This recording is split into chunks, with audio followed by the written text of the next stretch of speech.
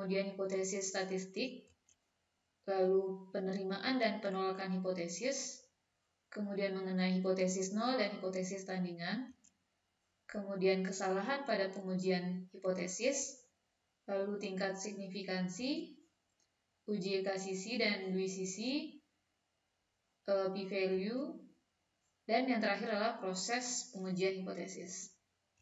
Adapun referensi yang digunakan adalah buku Apol, yaitu dengan judul Ilmu Peluang dan Statistika untuk Insinyur dan Ilmuwan, edisi keempat ya. Oke. Untuk pendahuluan, sebelumnya kita sudah pernah membahas inferensi statistik ya. Istilah ini di awal pembelajaran dahulu. Nah, untuk inferensi statistik ini yaitu metode untuk menarik inferensi atau kesimpulan atau rapatan mengenai populasi. Nah, inferensi statistik itu terbagi dua. Yang pertama yang sudah dipelajari di bab 7 sebelumnya, yaitu penaksiran, yakni menaksir parameter populasi menggunakan data sampel. Kemudian yang akan kita pelajari di bab ini, bab 8, yaitu pengujian hipotesis. Nah, untuk pengujian hipotesis sendiri itu adalah proses pengambilan keputusan. Kalau misalnya penaksiran itu kita menaksir ukuran dari populasinya, ya misalnya rata-ratanya, variansi, proporsi. Nah, kita menaksir melalui ukuran di data sampel. Nah, kalau untuk pengujian hipotesis, kita mau mengambil keputusan. Apakah kita mau mengambil keputusan yang benar mengenai dugaan yang kita buat, gitu ya, yang telah kita tetapkan berdasarkan data sampel. Nah, jadi untuk pengujian hipotesis kita akan menentukan atau memutuskan apakah dugaan kita itu benar atau salah, atau diterima atau tidak, seperti itu. Nah, secara garis besar, proses pengujian hipotesis itu bisa digambarkan seperti ini ya. Kita punya suatu kasus atau masalah, di mana kasus ini kita buatkan dugaannya, kita punya dugaan terhadap kasus ini, lalu kita kumpulkan data. Nah, yang pasti kasus ini pasti ada suatu populasinya lah ya yang terkait dengan kasus ini. Nah, kalau kita ingin mengambil keputusan terhadap dugaan ini, kita bisa memperolehnya atau memutuskannya melalui data. Nah, dengan menggunakan data yang ada, lalu barulah bisa kita tarik kesimpulan atau kita ambil keputusan seperti itu. Nah, hipotesis itu sendiri ada yang namanya hipotesis statistik. Nah, berarti ada yang non statistik nantinya. Nah, untuk hipotesis statistik itu adalah suatu anggapan atau pernyataan yang mungkin benar atau salah, benar atau salah gitu ya, mengenai satu populasi atau lebih. Jadi kita bicara hipotesisnya itu adalah pada populasi gitu. Kemudian kebenaran dan ketidakbenaran suatu hipotesis hanya bisa dipastikan saat menggunakan seluruh data populasi. Jadi kalau misalnya kita pakai data populasi untuk mengetahui kebenaran hipotesis kita, nah itu bisa gitu, kita tentukan, oh ini pasti benar nih, hipotesis ini pasti benar, hipotesis ini pasti salah gitu. Tapi untuk beberapa kasus atau ya secara umum gitu ya, tidak memungkinkan untuk kita menggunakan seluruh data populasi. Nah, sehingga kita pasti nanti akan menggunakan data sampel untuk menarik kesimpulan, untuk menguji apakah hipotesis kita itu benar atau salah gitu kan ya.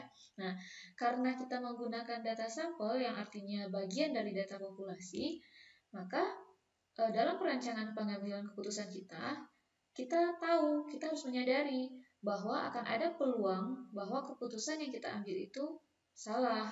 Ini berhubungan dengan penerimaan dan penolakan hipotesis. Nah, di sini untuk kedepannya kita akan membahas hipotesis yang di sini itu maksudnya hipotesis statistik ya yang berhubungan dengan populasi. Nah, pertama ada istilah hipotesis diterima.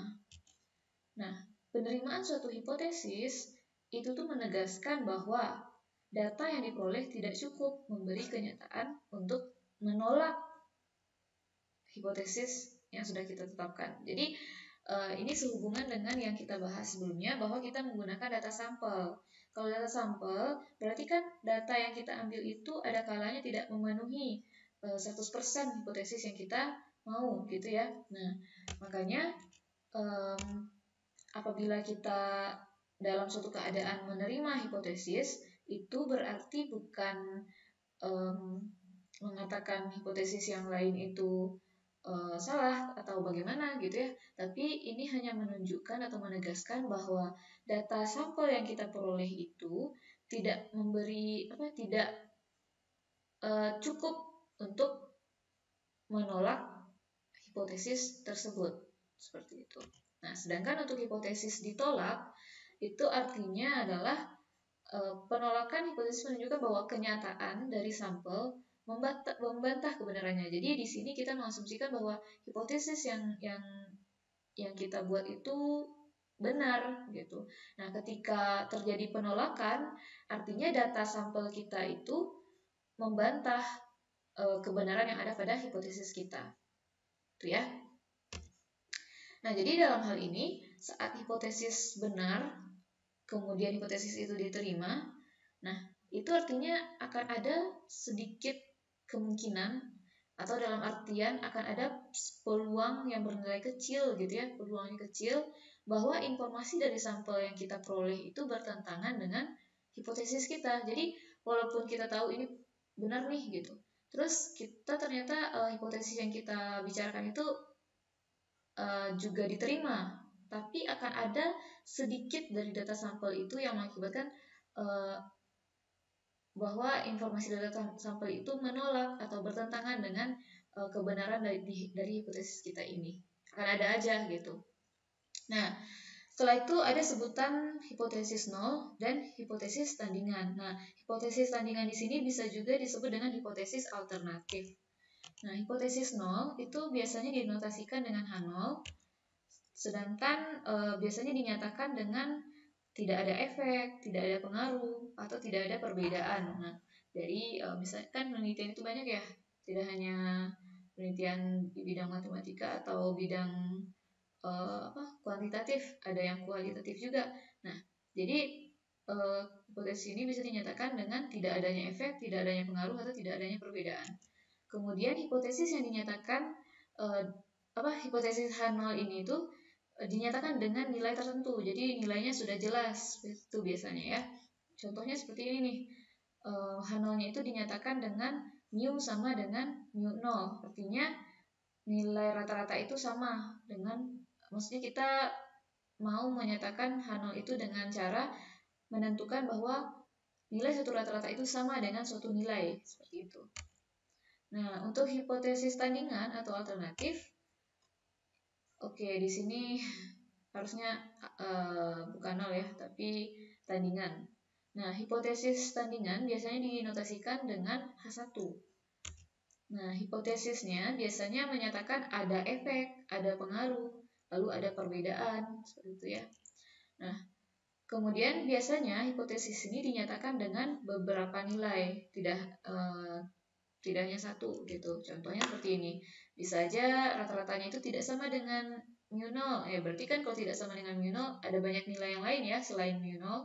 Atau bisa dinyatakan dengan mu-nya itu kecil dari mu 0. Ya, kecil berarti nilai-nilai yang kurang dari mu 0 berarti. Atau besar dari mu 0 berarti nilainya di atas mu 0. Nah, seperti itu. Nah, lalu ada sebutan kesalahan pada pengujian hipotesis. Nah, terdapat dua kesalahan pada pengujian hipotesis ya atau pengambilan keputusan di sini. Pertama, ada kesalahan jenis 1 atau galat jenis 1. Nah, dalam hal ini kita menolak H0 padahal H0 itu benar. Jadi tadi kan H0 bisa diterima, bisa ditolak gitu ya. Kalau misalnya H0 itu ternyata benar dan kita terima, ya itu keputusan yang benar gitu kan ya. Tapi kalau misalnya H0-nya itu benar tapi kita tolak, nah itu kesalahan yang kita lakukan pada pengambilan keputusan. Nah, lalu ada kesalahan tipe 2 atau kesalahan jenis 2 atau disebut juga dengan galat jenis 2. Nah, di sini maksudnya H0 kita itu salah atau kita menerima H0 padahal H0 itu salah gitu. Nah, di sini ada 4 kemungkinan dari keadaan saat kita mengambil keputusan. Pertama, misal keadaan sebenarnya itu H0 itu benar. Nah, sedangkan kita menerima H0. Berarti H0 benar itu diterima. Ya udah, berarti keputusan kita benar. Nah, keputusan yang benar satu lagi adalah ketika H0 itu salah dan kita tolak. Nah, berarti di sini keputusan kita benar. Kita menolak H0 yang salah. Nah, yang kesalahan itu di mana? Yaitu saat H0 benar, lalu kita tolak, dan H0 salah, kita terima. Seperti itu. Nah, lalu ada sebutan tingkat signifikansi. Nah, ini tuh berhubungan dengan kesalahan tadi. Tingkat signifikansi ini adalah peluang kita melakukan kesalahan jenis 1. Nah, atau kemungkinan menolak H0 yang benar. Jadi, kesalahan tipe 1 atau gini nih. Sini kan ada kesalahan tipe 1 yang ini ya. Nah, berapa peluangnya kita melakukan atau menolak H0 yang benar gitu. Itu yang disebut dengan tingkat signifikansi, yaitu kemungkinan kita menolak H0 yang benar. Nah, di sini dinotasikan dengan alfa. Lalu inversi dari alfa atau lawan dari alfa itu adalah peluang kita melakukan kesalahan yang kedua, atau kemungkinan atau peluang kita menerima H0 yang salah. Nah, di sini dinotasikan dengan beta. Contohnya seperti ini. Misal kita menguji dua sisi, jadi kita uji dua sisi ya di sini. Nanti kita bahas apa itu uji dua sisi. Dan kita memilih tingkat signifikansinya sebesar alfa sama dengan 0,05. Nah, artinya apa alfa sama dengan 0,05 ini? Artinya kita berpeluang atau ini tingkat toleransi gitu ya. Dari 100 data sampel acak yang kita pilih, nah kita mentoleransi ada 5 data sampel yang menolak H0 yang benar gitu. Jadi ini tuh tingkat signifikansi itu atau lebih kurang bisa dibilang tingkat toleransinya lah gitu ya. Atau kalau kita bicara H0 diterima dengan tingkat signifikansi adalah 0,05 gitu. Nah, berarti kita menerima H0 itu dengan catatan ada 5 dari 100 data yang sebenarnya menolak H0. Gitu. Nah, selanjutnya ada uji ekasisi dan dui sisi. Oke, di sini ada 3 bentuk dari bentuk hipotesisnya ya. Misalkan kita akan menguji rata-rata. Nah, pertama itu ada uji satu sisi. Nah, uji satu sisi di sini dinotasikan dengan H0. Nah, dengan H0 berupa mu sama dengan mu 0. Dan H1-nya nanti mu kecil dari mu 0. Nah, kemudian ada uji satu sisi kanan. Itu dinotasikan H0-nya sama dengan juga.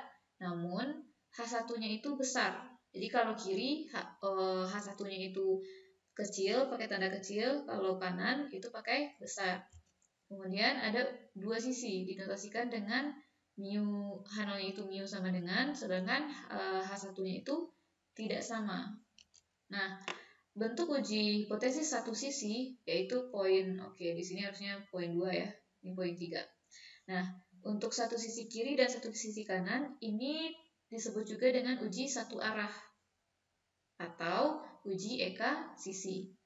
Sedangkan untuk uji hipotesis dua sisi atau dua arah itu juga disebut dengan uji dui sisi. Nah, contoh kita menguji apakah ada perbedaan pada rata-rata UTS statistik mahasiswa reguler dan mandiri. Kita mau tahu tuh, kita mau menguji gitu ya. Nah, kalau misalnya kita pakai pertama kita bisa menyatakan H0-nya itu dengan bentuk seperti ini, mu1 sama dengan mu2, artinya apa? Tidak ada perbedaan rata-rata hasil UTS statistik antara mahasiswa reguler dengan mandiri. Kemudian kita bisa menyatakan H1-nya dengan bentuk dua arah, kalau kita akan menguji dua arah ya. bahwa ada perbedaan rata-rata UTS statistik antara mahasiswa reguler dengan mandiri.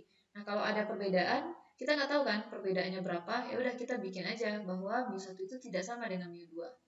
Nah, kemudian untuk uji satu arah kita bisa gunakan H1 salah satu dari bentuk ini, bisa kecil atau bisa besar. Nah, ini menunjukkan bahwa kita H1-nya itu menunjukkan bahwa rata-rata hasil UTS statistik mahasiswa reguler itu lebih besar dari mandiri. Berarti kita pakai yang ini, mu1 besar dari mu2. Atau kita bisa pakai yang sebaliknya, yaitu rata-rata hasil UTS statistik mahasiswa reguler itu lebih kecil dari mahasiswa mandiri. Gitu. Berarti kita pakai yang mu1 kecil dari mu2. Nah, oke, bentuk kalau bisa kita tuliskan daerah kritis serta grafiknya ya. Gambarkan grafiknya. Nah, uji satu arah tadi kita bisa sebut juga one tail. Nah, satu arah ke kiri di sini ya. Nah, H1-nya ditulis dalam bentuk sama dengan seperti contoh tadi. Oke, ini kebalik ya. Dari tadi banyak yang typo. Oke, sebentar. Nah, ini tuh harusnya adalah H0, ini tuh H1 gitu. Jadi H0 itu ditulis dengan sama dengan, sedangkan H1 itu ditulis dengan kecil dari, karena ini adalah one tail yang ke kiri. Lalu untuk contohnya, misal kita melakukan uji statistik rataan ya. Nah, oke, mu sama dengan mu0 untuk H0. H1 adalah mu kecil dari mu0. Nah, daerah kritis ini adalah daerah di mana H1-nya berada, atau daerah H1 atau penolakan H0 lebih tepatnya ya. Nah, di sini kita bisa lihat bahwa oke, ini kan grafik, bisa dibilang grafik Z gitu ya. Bisa Z, bisa T sebenarnya, tergantung nanti bagaimana kriteria uji statistik kita itu, apakah sampel kita besar, kecil gitu. Nanti kita tentukan pakai Z kah dia atau pakai T gitu. Nah, di sini Z atau T, nilai Z atau T ini kan munculnya dari nilai X nanti ya, nilai X bar, ya kan? Nah, titik kritisnya berada di sini yang dinyatakan dengan Z alpha, negatif Z alpha, atau negatif T dB alpha. Nah, untuk daerah yang diarsir, ini sebenarnya daerah yang diarsir semuanya ya. Nah, ini adalah daerah penolakan H0. Nah, ini yang disebut dengan daerah kritis. Makanya daerah kritis itu adalah daerah di sebelah kiri titik kritis. Nah, untuk daerah sebelah kanan ini, sebelah kanan titik kritis, nah yang ini semuanya itu adalah daerah penerimaan H0. Nah, di sini ada catatan bahwa luas daerah terarsir itu adalah alfa. Jadi di sini besarnya sebesar alfa, atau peluang kita menolak H0 itu adalah sebesar alfa. Nah, makanya di sini adalah Z alfa. Kemudian ada uji satu arah yang ke kanan. Nah, balik lagi ini adalah H0 ya. Oke, ini H1. Nah, H1-nya ditulis besar ya. Contoh, kita masih menggunakan uji statistik rataan. Oke, di sini H0-nya sama dengan, kemudian H1-nya besar. Daerah kritisnya, nah lihat di sini titik kritisnya itu berada di sini, bisa dinyatakan dengan Z atau nanti T.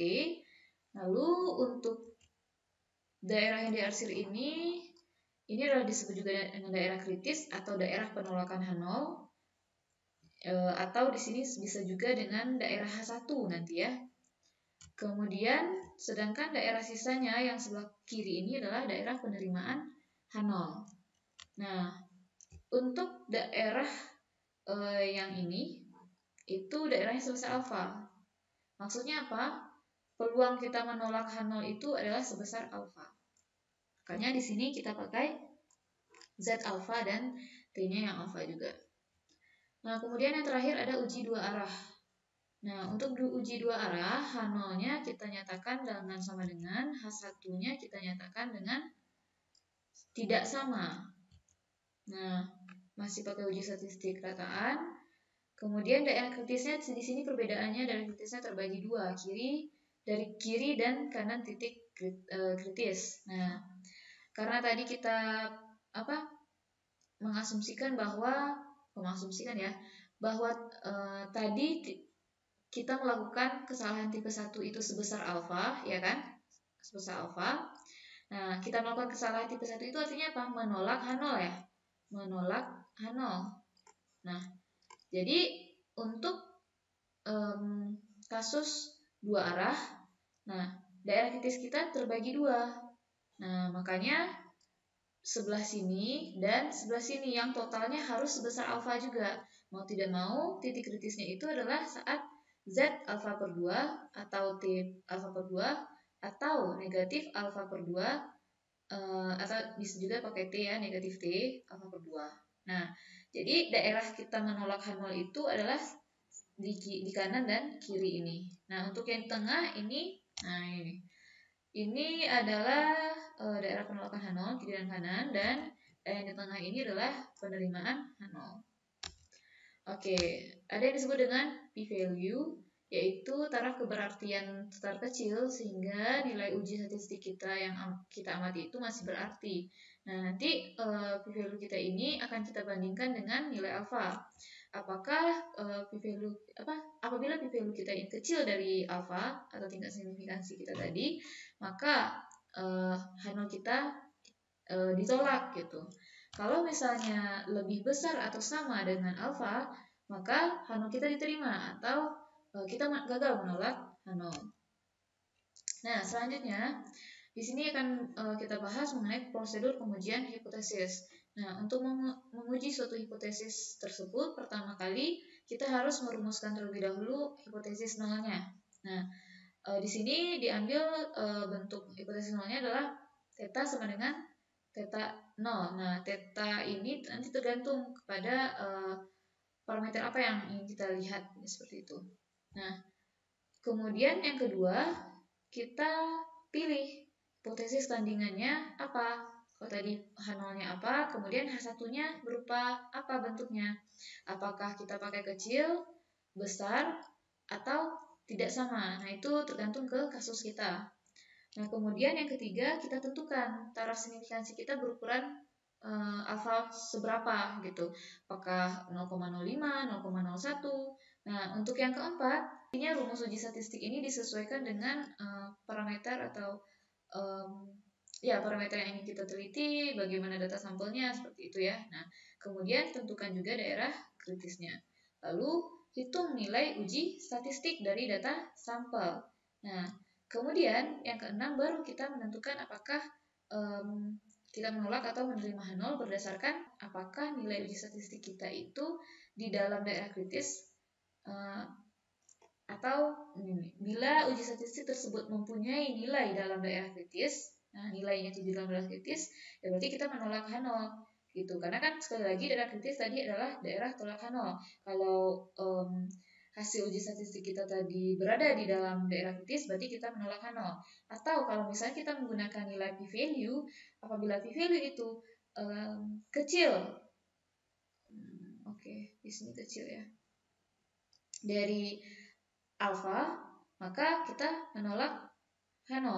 Nah, begitu juga sebaliknya. Kalau misalnya uji statistik kita itu tidak berada di daerah kritis, berarti kita menerima H0.